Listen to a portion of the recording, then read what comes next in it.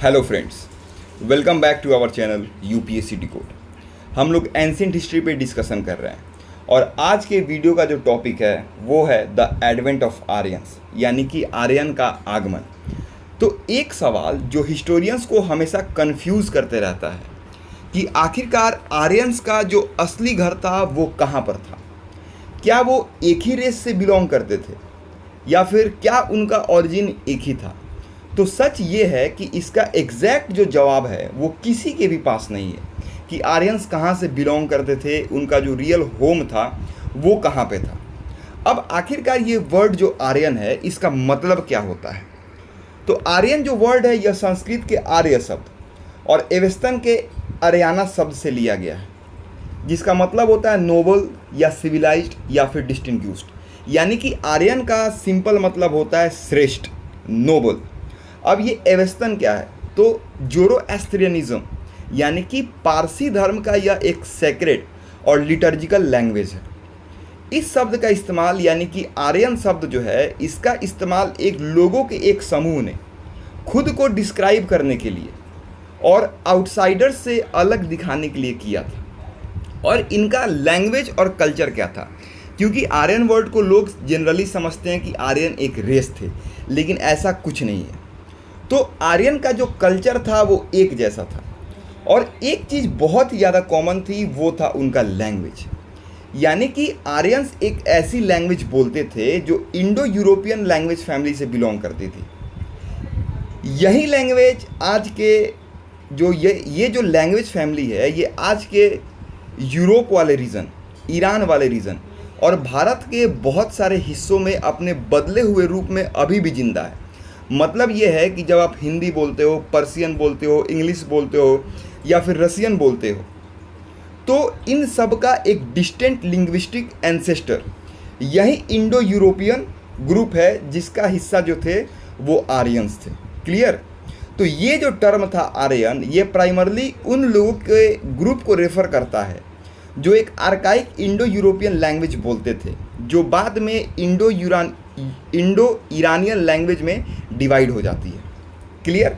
तो आर्यन जब शब्द भी आप सुनो तो ये एक लैंग्वेज डिस्टिंक्शन है, ये कोई रेस नहीं है, क्योंकि जनरली इसको रेस के टर्म पे दिखाया गया है। उसके पीछे भी एक हिस्ट्री है जो कि इसके डार्क साइड से रिलेटेड है।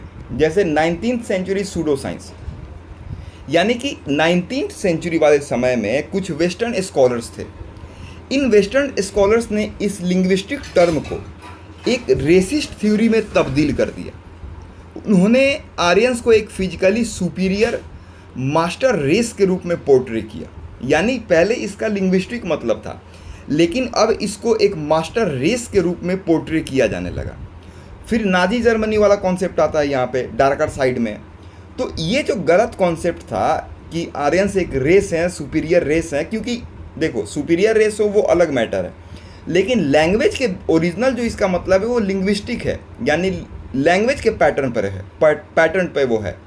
तो इस गलत धारणा को एडोल्फ हिटलर, किस गलत धारणा को, 19th सेंचुरी में सुपीरियर रेस के टर्म में इनको कन्वर्ट किया गया, तो इस गलत धारणा को हिटलर और जो नाजीज थे उन्होंने एडॉप्ट किया।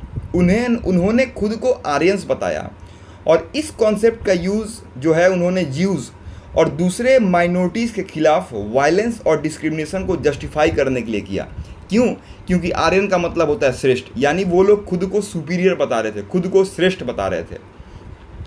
इसलिए आज के टाइम में, यानी मॉडर्न अंडरस्टैंडिंग देखें तो आज के टाइम में जब भी हम आर्यन टर्म यूज़ करते हैं तो इसका लिंग्विस्टिक और हिस्टोरिकल कॉन्सेप्ट को समझना बहुत ज़रूरी है। लेकिन फाइनल कंक्लूजन क्या है कि आर्यन जो थे ये कोई रेस नहीं थे, बल्कि एक लिंग्विस्टिक और कल्चरल ग्रुप थे। क्लियर। तो अब सवाल ये आता है कि आखिरकार आर्यंस का होमलैंड कहाँ था, आर्यंस रहते कहाँ थे, उनका लाइफ स्टाइल कैसा था। क्लियर। तो इनका जो ओरिजिन है ये है यूरेशियन स्टेपीज, यानी southern Asia and central Asia, यानी कि एक वाइट विंडी ग्रासलैंड के तरफ, वो है द यूरेशियन स्टेपीज। ये जगह सदर्न रसिया से लेकर सेंट्रल एशिया तक फैली हुई थी। आप इमेजिन कर सकते हैं एक सिनेरियो कि खुला हुआ आसमान है, हॉर्सेज जो है वो दौड़ रहे हैं, चारागाह में जो एनिमल्स है वो ग्रेजिंग कर रहे हैं, तो ये था आर्यंस का ओरिजिनल एनवायरमेंट। क्लियर। तो अब देखो इनका लाइफ कैसा था, वही मैंने बताया, pastoral herding, male dominated limited farming, इस पे डिस्कशन करेंगे हम लोग। उससे पहले मैं अगर इनके लैंग्वेज के बारे में आपको बता दूं तो इनके लैंग्वेज का जो एनालिसिस है, पहले क्या था, इंडो यूरोपियन लैंग्वेज। तो इनके लैंग्वेज का जब एनालिसिस किया गया तो ये पता चला कि ये इनको जानकारी किस किस चीज़ की थी, तो गोट्स, डॉग्स, हॉर्सेस। क्लियर। साथ ही साथ इनको प्लांट्स की भी जानकारी थी, जैसे पाइन हो गया, मैपल हो गया। तो इसका मतलब क्या निकला, यानी इनको इस शब्द की जानकारी थी, तो इससे क्या इन्फेरेंस कर सकते हैं, इसका मतलब ये है कि वो फॉरेस्टेड और टेम्परेट एरियाज से फैमिलियर थे। लेकिन इंटरेस्टिंग बात यह है कि उनकी लैंग्वेज में माउंटेन्स के लिए बहुत ही कम शब्द इस्तेमाल किए गए हैं। तो हो सकता है कि वो पहले पहाड़ों में नहीं रहते थे, वो हिल्स को क्रॉस तो करते थे, लेकिन उनका जो घर था वो प्लेन्स में और स्टेपीज ही था। क्लियर। अब इनका लाइफ जो है वो कैसा था, तो आर्यंस के लाइफ का जो सबसे बड़ा बेस था वो था पेस्टोरलिज्म, यानी एनिमल हर्डिंग। एग्रीकल्चर इनके समय में सेकेंडरी था, और जो सोसाइटी था वो मेल डोमिनेटेड था।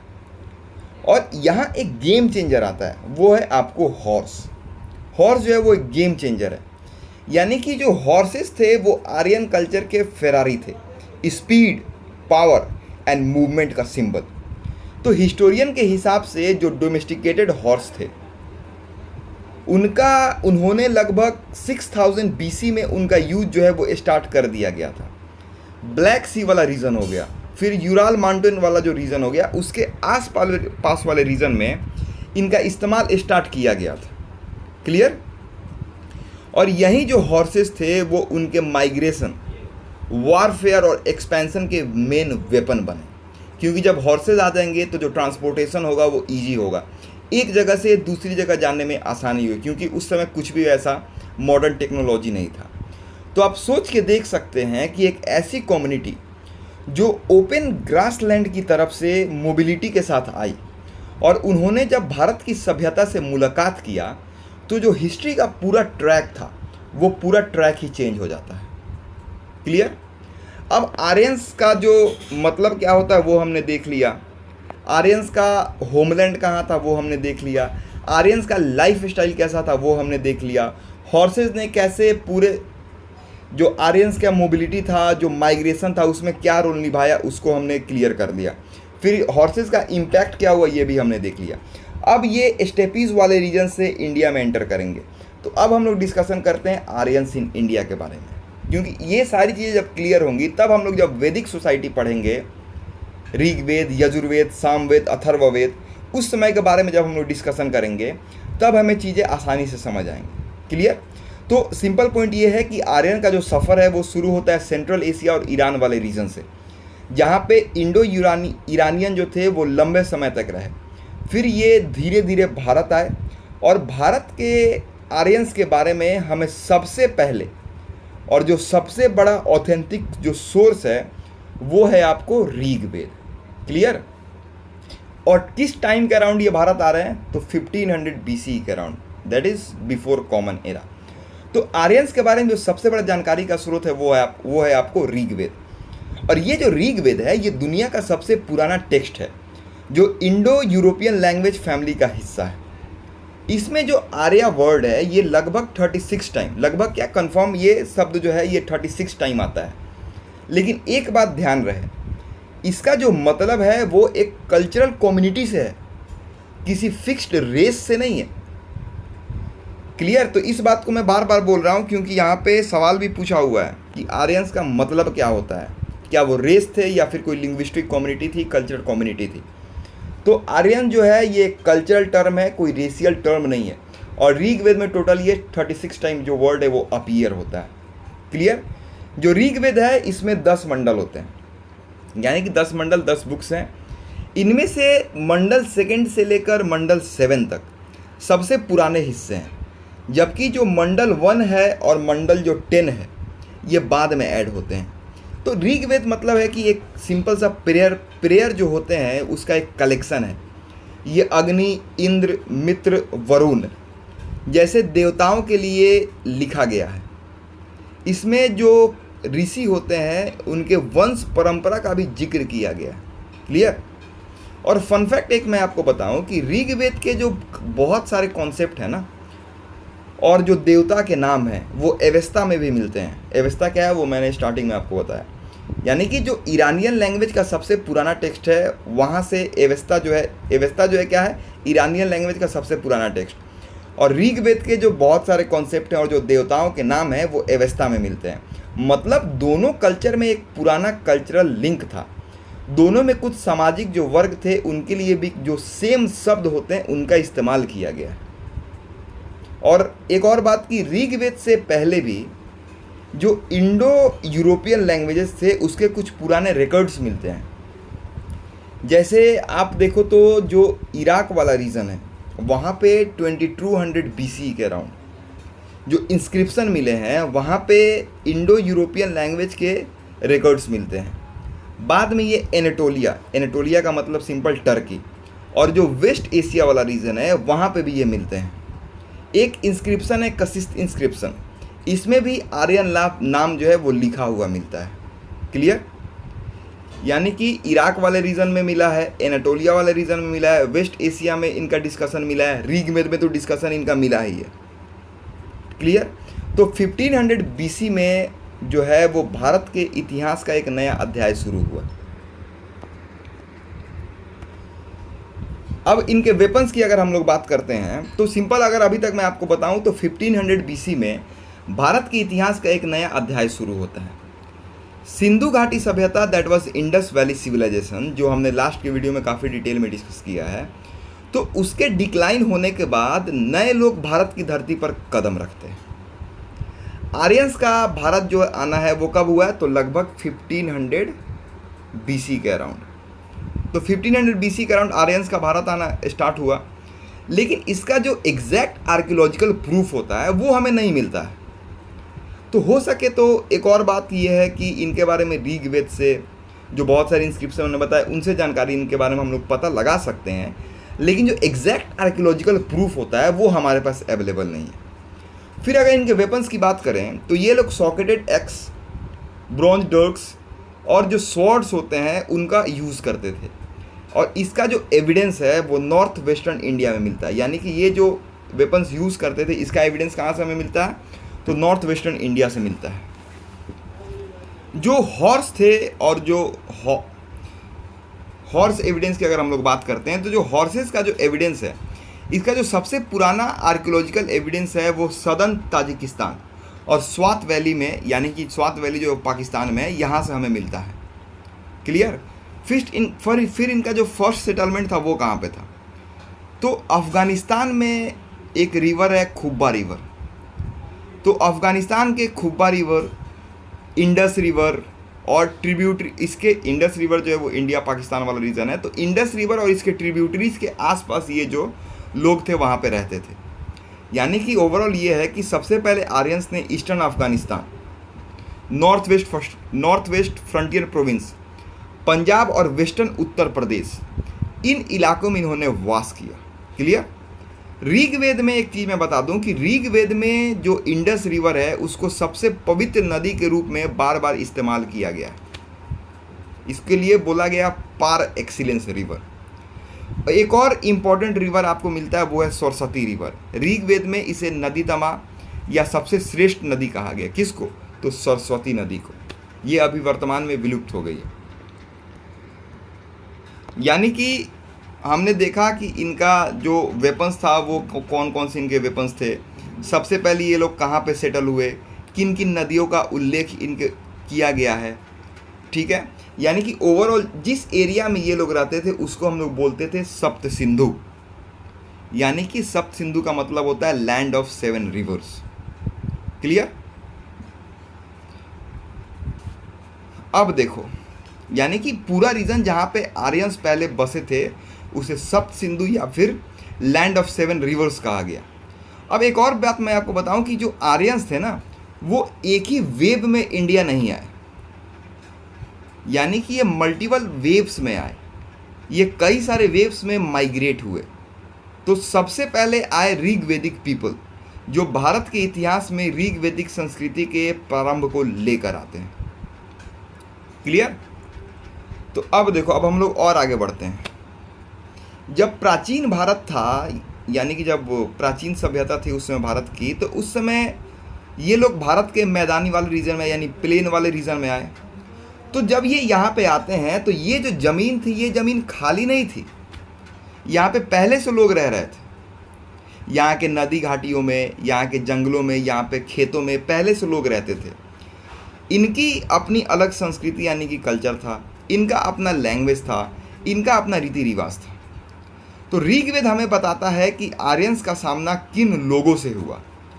अगले वीडियो हम लोग ऋग्वेद के बारे में काफ़ी डिटेल में डिस्कशन करेंगे, क्योंकि अगला वीडियो ही हमारा होगा वैदिक कल्चर एंड वैदिक सोसाइटी। तो आर्यंस का सामना किन लोगों से हुआ ये ऋग्वेद से हमें पता चलता है, और इनका जिनका सामना हुआ जिन लोगों से, वो हैं दास और दस्यु। क्लियर? तो सबसे पहले ये हमें समझना जरूरी है कि ऋग्वेद के कॉन्टेक्स्ट में कि दास और दस्यु का मतलब क्या होता है। तो जो दास और दस्यु हैं, सिंपल मतलब ये समझो कि बेसिकली ये इंडिजिनस इनहेबिटेंट्स थे, यानी वो लोग जो आर्यंस के आने से पहले यहाँ पे रहते थे, यानी भारत वाले रीजन, सप्त सिंधु वाले रीजन। लेकिन आर्यन का इन दोनों ग्रुप के प्रति जो एटीट्यूड था वो बिल्कुल अलग था। ऋग्वेद में जो दस्यु होते हैं, तो दस्यु को आर्यंस का सबसे बड़ा और होस्टाइल एनिमी बताया गया है। उन्हें बहुत निगेटिव तरीके से डिस्क्राइब किया गया है। क्लियर? यानी दास और दस्यु का क्या मतलब होता है? तो inhabitants, indigenous inhabitants of India.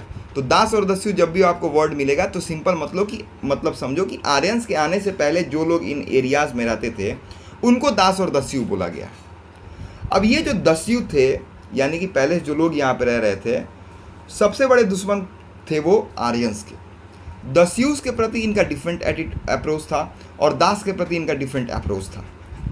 तो जो दस्यूस हैं इनको बहुत ही निगेटिव तरीके से डिस्क्राइब किया गया है आर्यंस के कॉन्टेक्स्ट में। इनके 3 टाइप होते हैं, ए याजवान, अन्यव्रत और अनस। तो ए याजवान यानी कि वो लोग जो वैदिक सैक्रिफाइसेस परफॉर्म नहीं करते थे। तो ए याजवान का क्या मतलब हुआ? जो लोग वैदिक सैक्रिफाइसेस परफॉर्म नहीं करते थे उनको ए याजवान बोलते थे। ये दस्यूस का ही पार्ट है।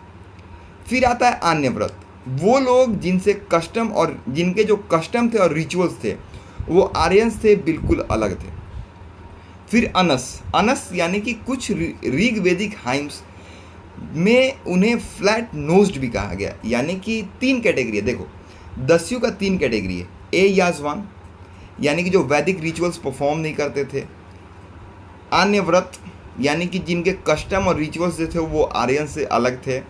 फिर अनस, इनको जो है ऋग्वेद में फ्लैट नोज्ड कहा गया। क्लियर? तो इन सारे डिस्क्रिप्शन से हमें पता चलता है कि दस्यु का कल्चरल और रिलीजियस बिलीफ सिस्टम आर्यन से बिल्कुल डिफरेंट था। इस कारण से ये सबसे बड़े होस्टाइल थे, क्योंकि मान लो अगर दो लोग हैं, दो सोसाइटी है, दोनों सोसाइटी का अगर कल्चर एक है, उनके रिचुअल्स एक हैं, तो दोनों में यूनिटी आ जाएगी।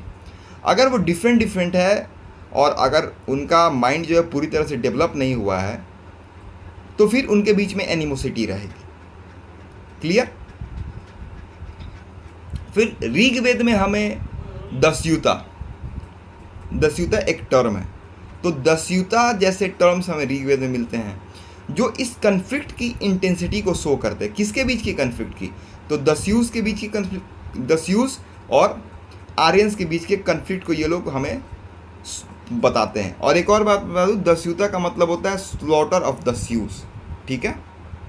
अब देखो, अब अगला टर्म आता है दास, यानी दस्यु का क्या मतलब होता है ये हमें समझ आ गया। इनका जो कल्चर था, इनका जो रिचुअल्स था वो आर्यन से बहुत ही ज़्यादा डिफरेंट था। अब हम लोग देखते हैं दास। तो दास का भी सिंपल मतलब आप समझो कि indigenous inhabitant people of India. लेकिन जो दास वर्ड है इसकी हिस्ट्री जो है वो थोड़ी सी अलग है। इनिशियली ये जो वर्ड है ये भी दस्यु की तरह ही इंडिजिनस ग्रुप के लोगों के लिए यूज़ होता था, लेकिन स्कॉलर्स का मानना है कि आर्यंस का जो एटीट्यूड था वो दास के प्रति थोड़ा सा सॉफ्ट था। एक इंटरेस्टिंग फैक्ट ये है कि दास जो टर्म है वो एंशिएंट ईरानियन लिटरेचर में भी पाया गया है। जिससे लगता है कि इस वर्ड का भी इंडो यूरोपियन ओरिजिन हो सकता है।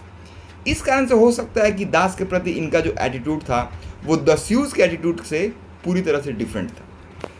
और ये जो दास शब्द है बाद में संस्कृत में स्लेव या फिर सर्वेंट के लिए यूज़ होने लगा। जनरली आप लोग भी इस टर्म को यूज़ करते हो कि वो दास है, यानी वो मेरा दास है, दास सिस्टम, स्लेवरी सिस्टम। तो बाद में इसको गुलाम के तौर पे यूज़ किया जाने लगा।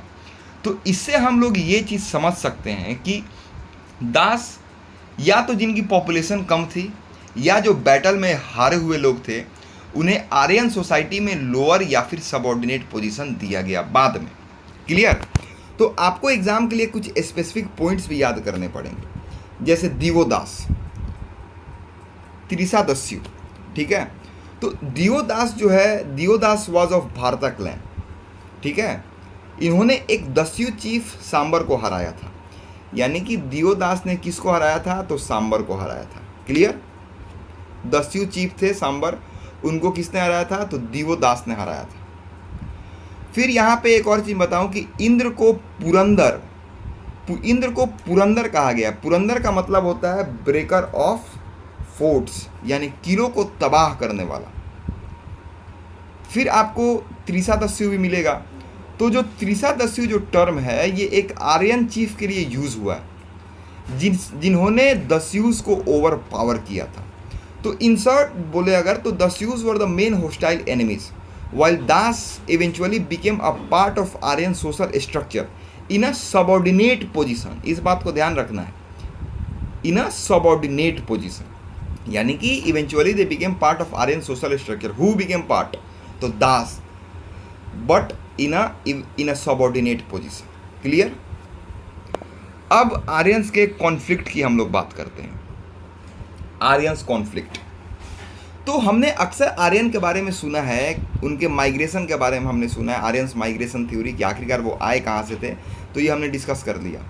लेकिन क्या आप एक बात जानते हैं कि उनका हिस्ट्री सिर्फ बाहर से आने तक सीमित नहीं था, कि बाहर से कुछ लोग आके इंडिया में रहने लगे? नहीं, उनकी हिस्ट्री उनके आपस के झगड़ों, पावर स्ट्रगल और महायुद्धों से भरी हुई है।